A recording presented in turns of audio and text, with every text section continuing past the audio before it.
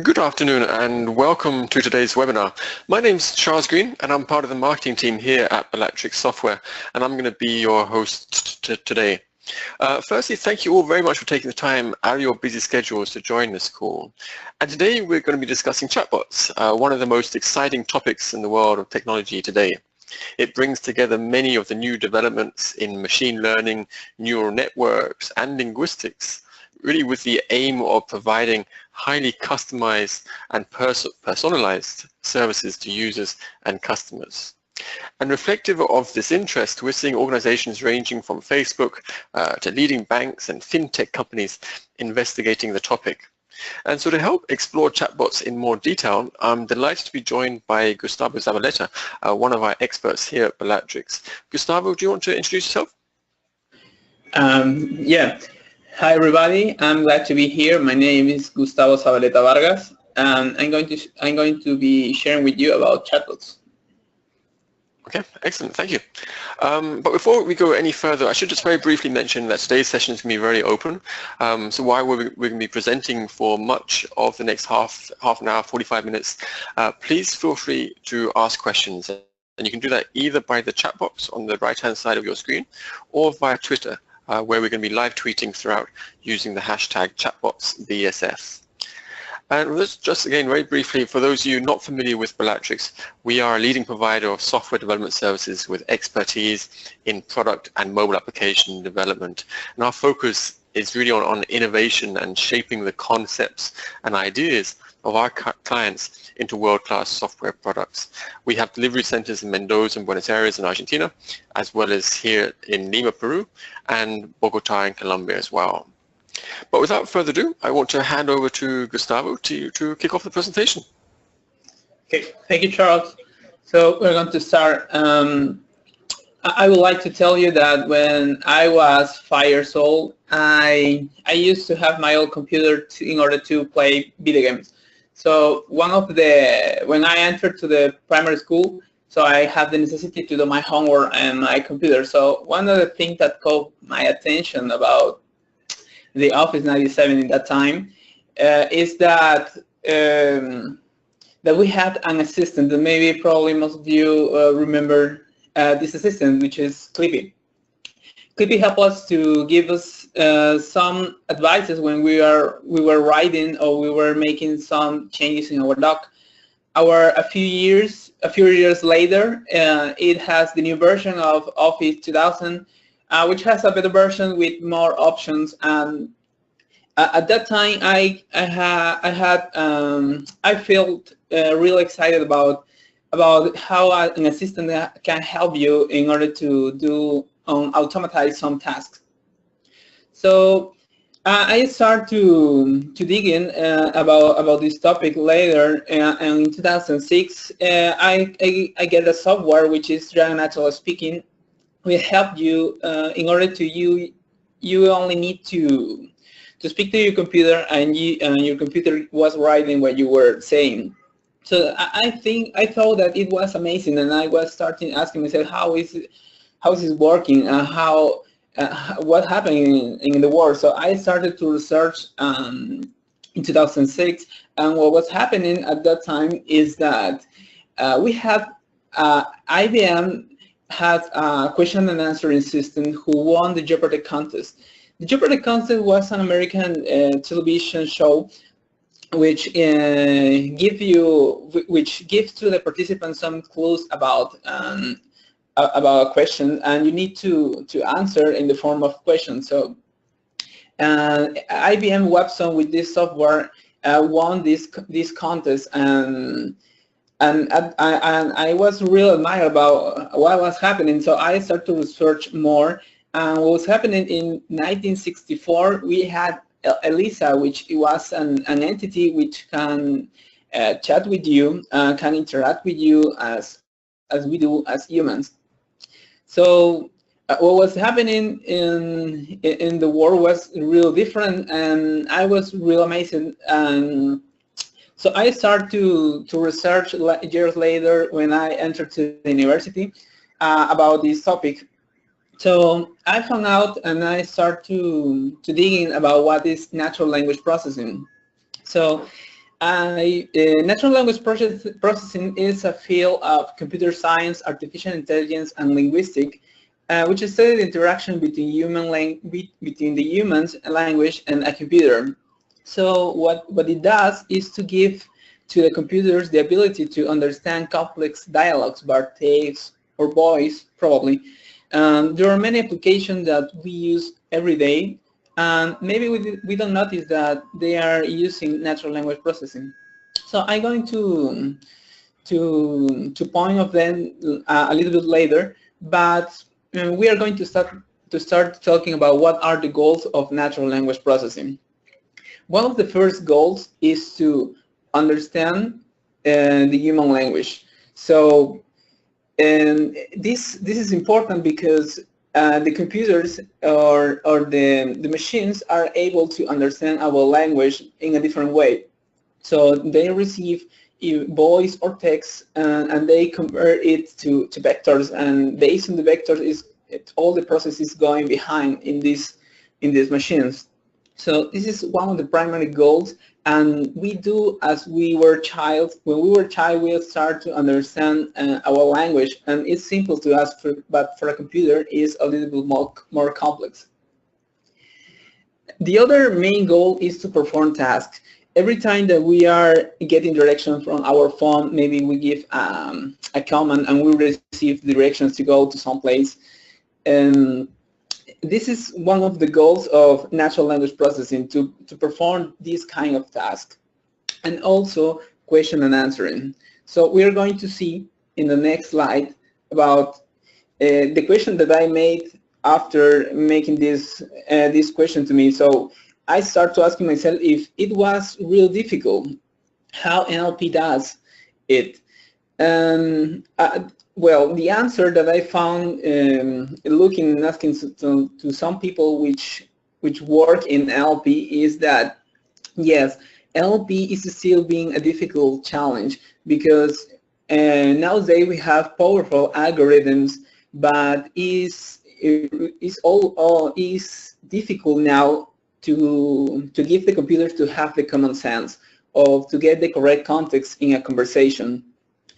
Also deal with ambiguity. For example, if we have the word Jaguar, it has different meanings. It could be a brand, could be an artist, or could be a cartoon. But the machines, for machines, it's real difficult to differentiate. For us, it's really simple, and they need a lot of training in order to do that. And then I start to asking myself, when do we use it? And this is something that we use every day in our daily life.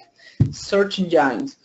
The search engines, this is something that we use every day in order to get new information. When we use, as for example, Google, we get some recommendation or some suggestion about the word that we were writing. Probably we have a misspelled word, and the engine correct us. So those feedbacks that we receive are part of the NLP application, and this is something that we use every day.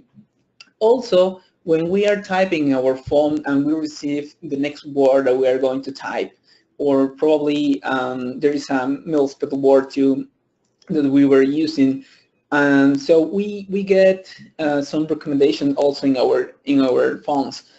These recommendations are part of NLP too, and this is a really good example that we use every day. Also, there is the machine translators. This is real complex because we have an input language, and we need to restructure all the sentence, all the text that we wrote in output language.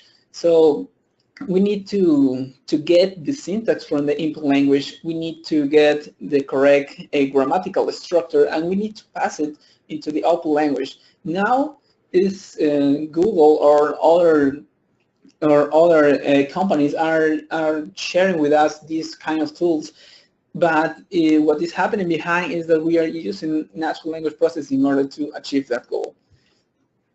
And this is one of the most common applications of NLP that is now famous in our daily life. This is the spoken agent. So we have Alexa. We have Alexa when we use in products of Amazon, and probably we want to buy something over the internet. So now it's possible in the United States to get products to your home using this kind of applications. We have the Google Assistants too, in order to get directions. Cortana, Siri, and Google Assistant is almost the same, but they have different approach and they have different functionalities too. So every time that we are speaking to these agents, we are using NLP. Also, it is what is happening here is speech recognition, but is also part of NLP applications. Well, so I'm going to give you some useful concepts about natural language processing that we are going to use it in the whole webinar. So I think those are important. There is a clarification here that there is a lot of information. There are papers, there are books, there are a lot of information about NLP, but I'm going to take some of them in order to explain the webinar in a great way. So tokenization is something that I'm going to start talking. As you can see in the sentence, it's real clear that the message, now we all understand this, but what is happening here is that you have a segmentation of the input text, which we usually in our language we use it as space in order to do that. What is doing here, what is happening here using tokenization is to separate these input text and given a specific part of the words that are tokens. So this is what is tokenization. Another main concept that we need to care about is about collocation and sense disambiguation. The collocation is any expression that is consisting of two or more words that correspond to some conventional way to say things. Like, for example, compound words like describe, carpool, that are open compound words, and also another closed compound words that, for example, eyeballs and upstairs. So this is some of the examples about what is part of collocations, and also phrasal verbs like make up, cut off, or other stock phrases like bacon and eggs. So these collocations are used because in libraries like Freeland or NLTK, we need to extract the collocation in order to do our analysis in NLP. We have also the concept of sense disambiguation, something that we do, and I was talking before, that, for example, giving a sentence with a word, like, for example, the same sample, or the main street is full of cars. So we understand that, but for a computer, it needs to differentiate about the context, which is the car and what is the street and what is the context in general. So sense disambiguation does this job. Another main concept is sense part of the speech tagging, which is really important, and we are going to see this concept used in platforms or used in some libraries. Tagging, or the concept of tagging, is the task of labeling each word of a sentence with its appropriate part of the speech.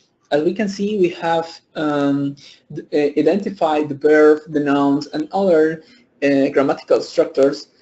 So this is part of the tagging, and we have libraries that already do that. So NLTK, as I was saying, or Freeland help us with this task. So these two concepts are important when we are using platforms in general. So we have the intent, which means mapping a phrase to a specific action that we can really provide. So, for example, if I say, yesterday I won a prize, so my intention is, or what I want to say is that I won a prize. And we are going to see more examples about this in order to get more ideas about an intent, but it's important to have it now clear. An entity is to create actionable data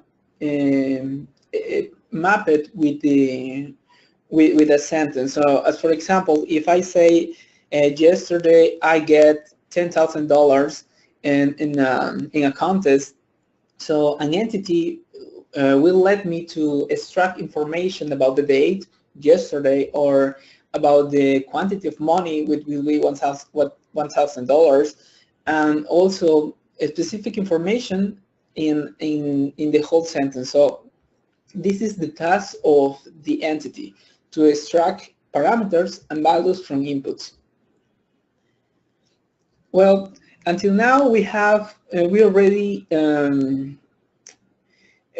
see about the concepts about an entity, an intent, about tokenization, a collocation, and sense disaggregation. So now we are going to see some platforms and libraries that use these concepts, and we can take advantage in order to create our own chatbot. So we have platform libraries. I will start with platforms, will help you because it avoids the complexity developing as a software. So we have an intuitive UI, we have commands that are simple to use to us, and it gives you flexibility in order to do our projects. The problem or the downside of using a platform is that, for example, if we at first we have the necessity of use a chatbot in order to get input text, and we need to process only text and answer to the users in the same way, what is going to happen is that if a few years later we have the necessity to include, for example, speech recognition to our software or to our chatbot, the problem will be that if the platform is not capable to receive this functionality, so we are not going to expand in that way. So this is the limitation of a platform that is really different to a library. And taking this clear, so we're going to jump to one of platforms. This is Azure Cloud Platform. We have the cognitive services, and also it has LUIS, which is Language Understanding Intelligence Service, that offer and tell us how to extract specific information for our chatbots. So we have the entities. As you can see, in this we are only showing 4, but Louis give us like 20 entities, something like that. As you can see, you can extract the age and the email. This is something that is that was pre-trained, so we can only use it in order to get specific information that match with that entity. Also, we have the concept of domains. The domains help us to have a pre-knowledge and teach to our chatbots to learn some specific topic. For example, if I choose reminder as a domain, I can activate many one of them. But if I activate reminder as, for example, so we're going to give to our chatbot the capability to understand all the corresponding to for example, to arrange an appointment or to save to our calendar or something like that. This is what a domain does, is give a pre-knowledge to our chatbot. And this is what I was saying about the entities. So we have an input test. I received $10 from my parents. So it automatically get the input, the quantity of money, and the item from the text that I wrote.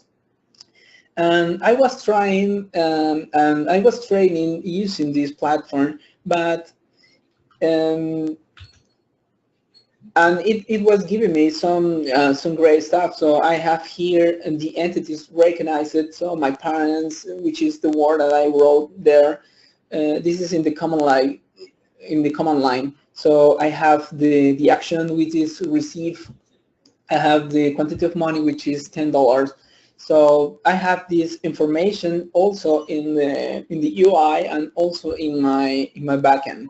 So this was great until I remember something from my past. So this is a screen from Windows from Windows XP. So I have this problem with Windows, and after a few years, so we have a better UI. So it shows a small a sad face, but showing us almost the same error. So what is happening with the tool that I was using? So I get a 4,000 baht request, and I stopped using it because I couldn't do anything about the thing that I was training. So the only solution was to refresh the page, but it really gets you away from the experience of training your bot. So I stopped using it for that reason, because it was often.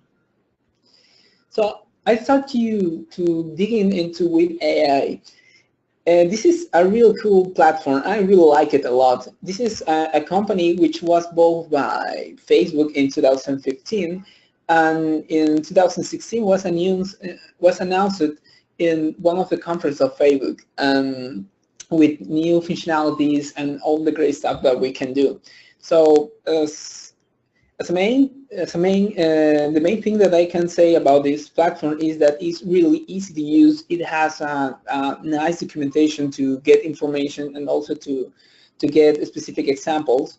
You have the option to have webhooks, and it has a nice UI. This is what you are doing using wit.ai.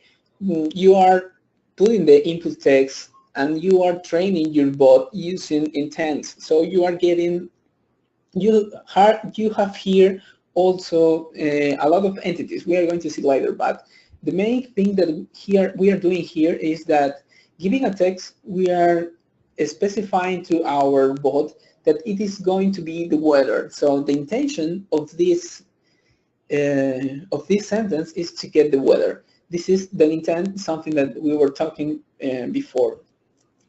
And these are the entities.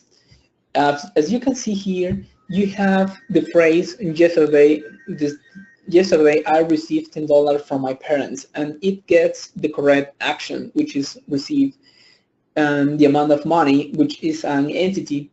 Every entity that you are going to see with the prefix with slash, it is an entity that was pre-trained by this platform, and also the time. You have the correct time, and you can say something like, I need information from January 1st to February 25, and you get that in and you can get that datetime in your application. So this is really powerful entity that wit.ai has. I specify the intent that is an intake money, because the purpose of the bot, it was to control the flow of your budget, if your money budget. So every time that you type using Slack or Skype or using Messenger platform, if you type this phrase, so you're going to save it in a database. And in order to avoid to have with complex application where you are going to give the inputs in a complex way, so you only need to type it, and it's going to recognize your what you were want to say. And this is how this handles the conversation from the user.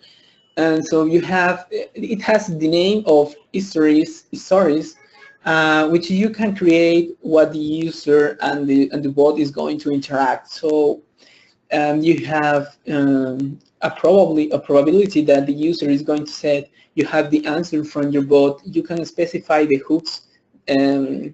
This function answer/tv, this is a hook that is going to stay in our backend, and we are going to manage the information there. and we can create options between what is happening if the user says yes or not, or probably if the user says something different. So we're going to have those functionalities using this platform. This is what is a webhook. I did this webhook in Node.js. So you have the function get intake money. So every time that the user, every time that the bot recognizes that that the intention is to save money or to give to the program the intuition that this is an input, the input money or intake money.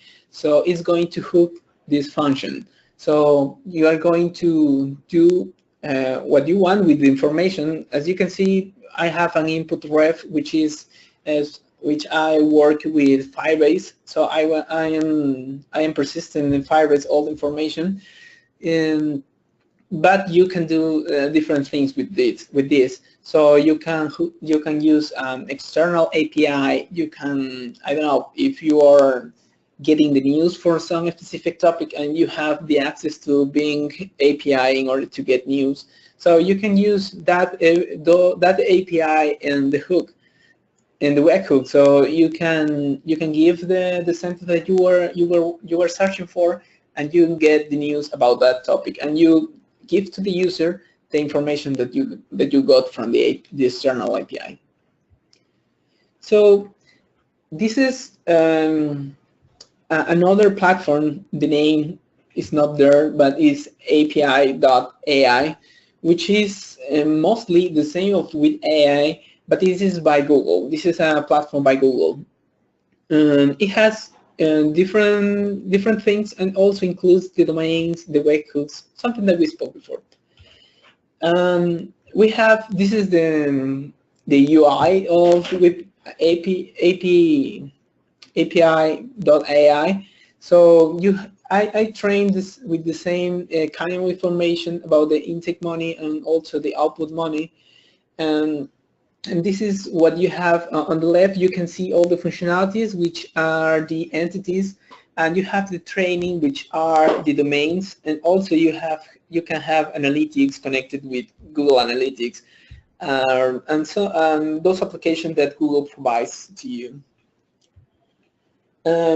This is what a test from on the top. You can see the complete sentence. I found for $400 on the street last week, and it recognized the intent that is intake money because I get new money. This is an intake for me. So it recognized the intent and also some parameters like the action, like the date or the date period. This is a great platform for me too. The main thing that it has is that you can modify the parameter for your machine learning properties. In the case of wit.ai, so you can modify these parameters. In this case, you can change the, if it's going to use a rule-based, if it's going to be rule-based or it's going to use machine learning. And also you can change also some parameters like the score or something similar. This is the cool stuff about api.ai, and you can use it, and it's really intuitive. This is some platforms that you need if you have a programming experience, because as you can saw in the last slides, so you need to call your functions. You need to hook it. So this is for people who has programming experience. But we have other options, and we have options for in order to not use programming language when you are using your chatbot. In this part, I'm going to show some architecture how you can use your chatbot.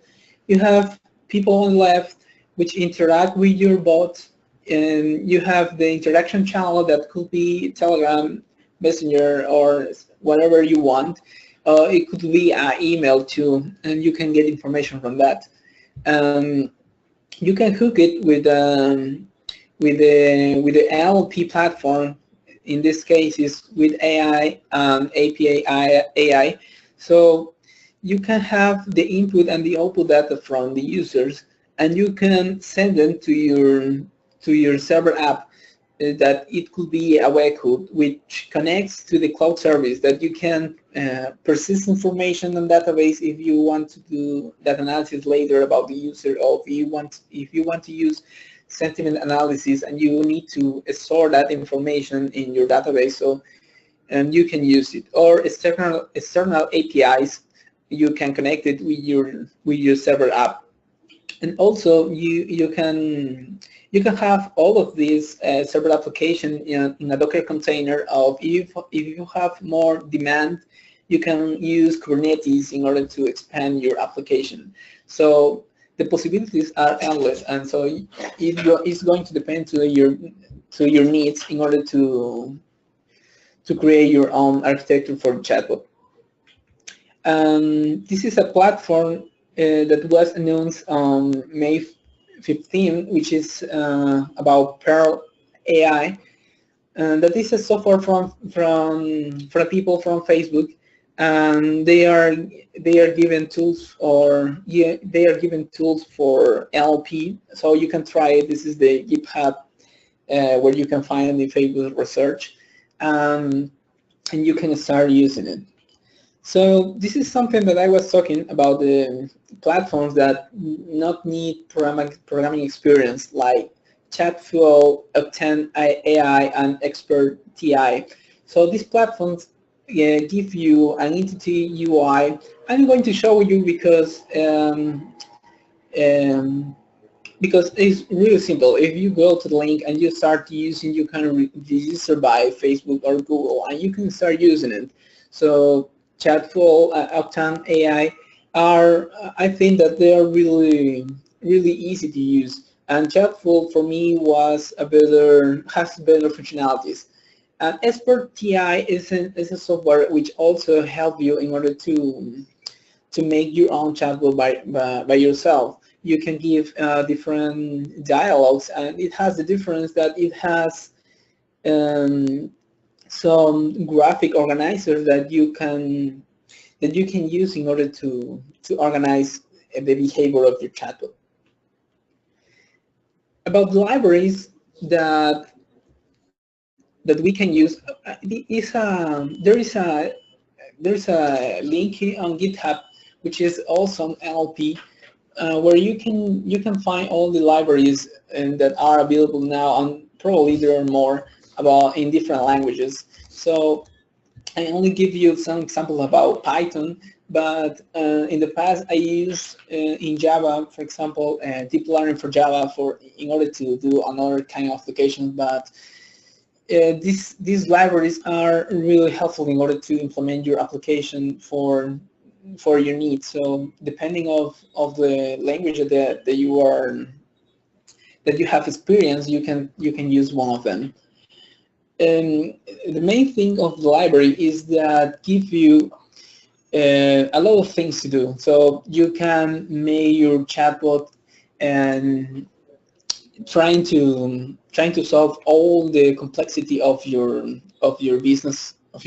So this is the main thing about libraries, and we're going to see about the example of NLTK, which is a really powerful library, which you can use. You can get tokenization, collocation, you can extract information, and also you can make sentiment analysis using algorithms that are in the library. You can use it, and also you can implement your own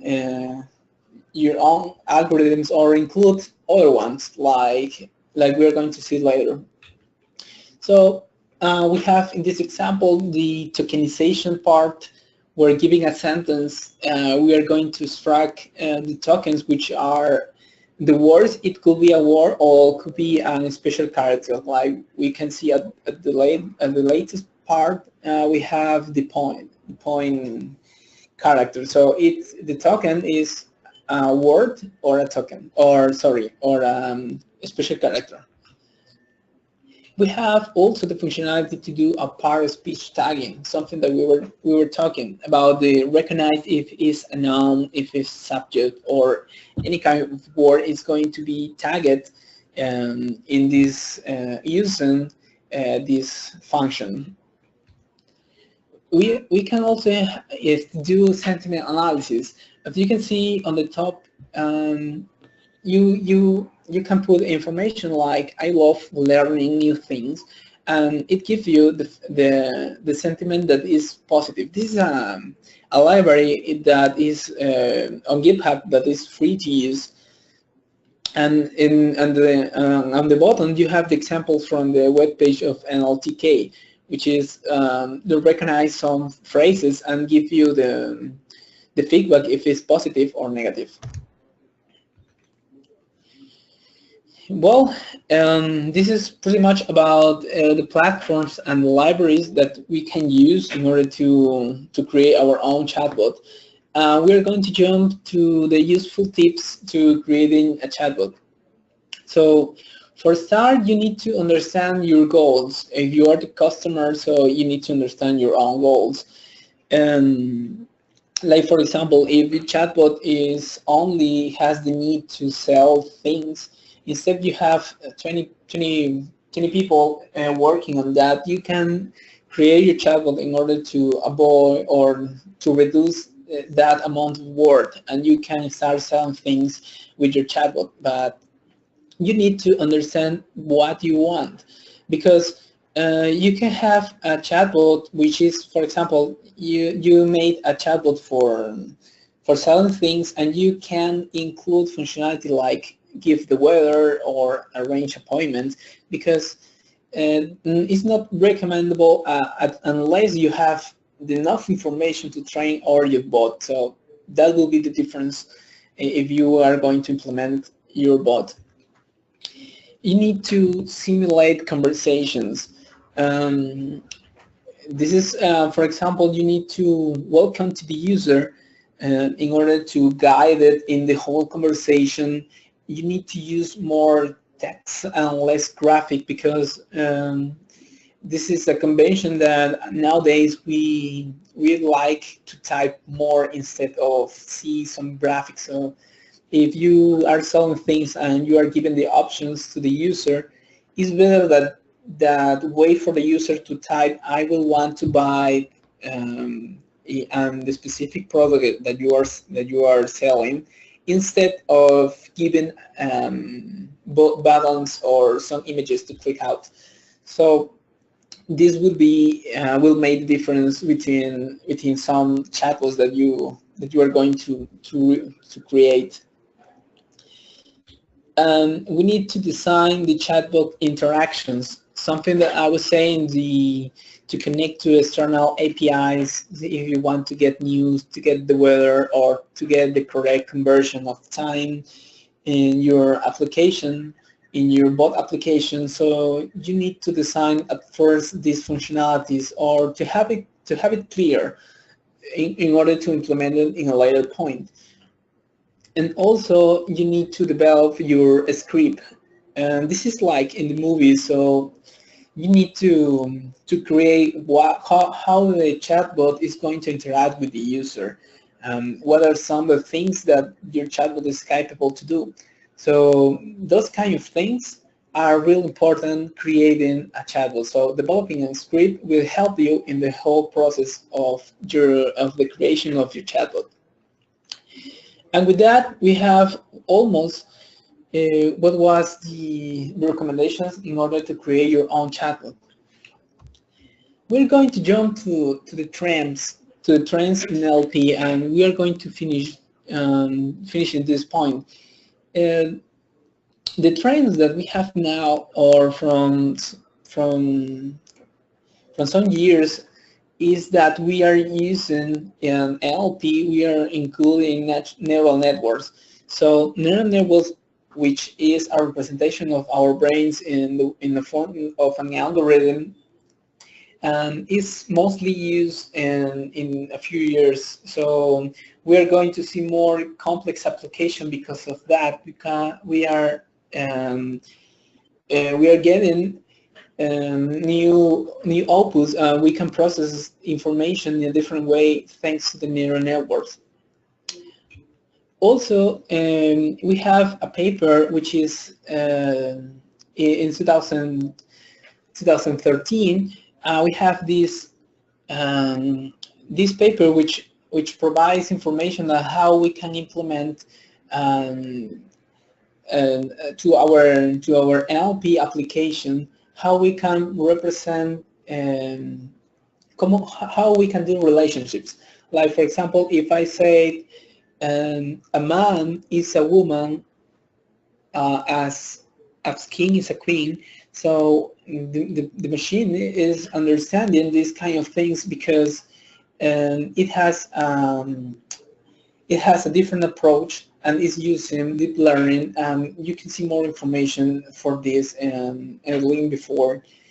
And this is really amazing about what is happening now, that the chatbots or NLP applications are capable to understand these kind of things.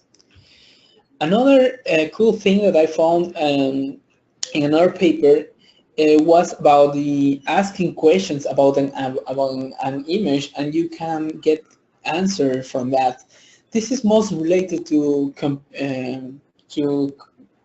visual to vision computer for computer vision. Sorry, this is more related to that, but in this case I'm putting it here because you can combine both things. You can extract information using computer vision, and you can ask to this algorithm or to this machine using NLP, and you can interact using this. This is really cool stuff, and also is the implementation of memory networks. That is something that is being working. Researchers are being working with that you can have different inputs, and you at the end you can start asking to the bot about things that you said. So in this example, the questions are, where is the ring? And the answer is the Mondoon. So, and this is based on the information that you wrote before. And as you can see, this is really amazing that the bots are doing now. I think with that, we can jump to the conclusions. As a conclusions, I would like to say that we can generate automated tasks using NLP applications. Instead, as I said, instead of have many processes or have many people working in order to attend to your customers or to interact with your customers, you can implement a chatbot in order to do those tasks.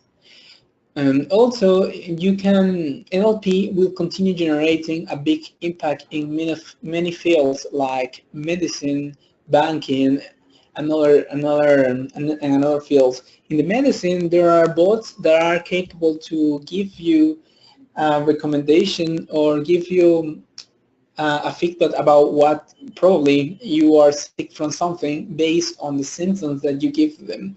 So this is really cool. And also in the banking, we have bots which you can get the information from your bank account, so you can make transactions using a bot. So this is happening, and we can use it now depending of the business. Another conclusion is that we have platform and libraries ready to be used. It's just only to start digging into it and start looking for information, and you can make your own chatbot, even if you have programming experience or not, or if you have programming experience, you can use a library if your problem is more complex. But you can try the different things that we have now. Also, we need to be aware about the benefits of using an intelligent agent, because an intelligent agent can help you to automatize tasks as I said, and also to create new bonds with your customers. So to have quick responses to your customers in order to give them specific information about your company, or about question and answering something, or something like that. So you can start doing it with a bot, and be aware about the future. We were seeing a lot of cool stuff or new things that the researchers are working. So it will be continuing improvement every year. So this is something that we need to stay aware of. With that, I think is the end of the presentation. Excellent. Thank you, Gustavo. It's been a fascinating presentation, and so thank you for taking the time to explore the world of chatbots for everyone. At this point, I just want to remind everyone on the call today that we have a few minutes left to take questions, and you can ask a question one of two ways, either via Twitter using the hashtag chatbotsBSF, or you can ask a question directly on the chat box on the right-hand side of your screen. So we'll be delighted to take any questions that you may have based on the presentation. So we'll just give it a few minutes to see if any questions come in. But actually, we had one question, Gustavo, that came in whilst you were presenting, and that is, do you think chatbots are going to be able to help people with disabilities? Is there any potential for people suffering or who have disabilities? Will they be able to use chatbots? Will it be able to help them perhaps in their everyday lives? Well, in my opinion, as I can see about the papers or the researching that people are doing, I can imagine that chatbot can help people with disabilities, because there is a research from there is an engineer at Microsoft, which his name is Sakib, which work in a hardware which is capable to answer questions about the outside world. So he's blind and he uses it, and he can start asking questions about what people are doing, or what is the color of the thing that he has in front of him, and the machine is giving a feedback to him. So this is not related to a chatbot, but is related to what is computational vision and natural language processing combined together, and it can include people for disabilities in order to have more other ways to interact with us. So we can have a translator for people who only use sign language. So we can have this kind of application implemented in the future. Okay, excellent. Thank you. Let's just see if any further questions come in. Give it a couple of minutes. Again, just a reminder, you can do it you can ask a question via Twitter or on the chat box on your screen.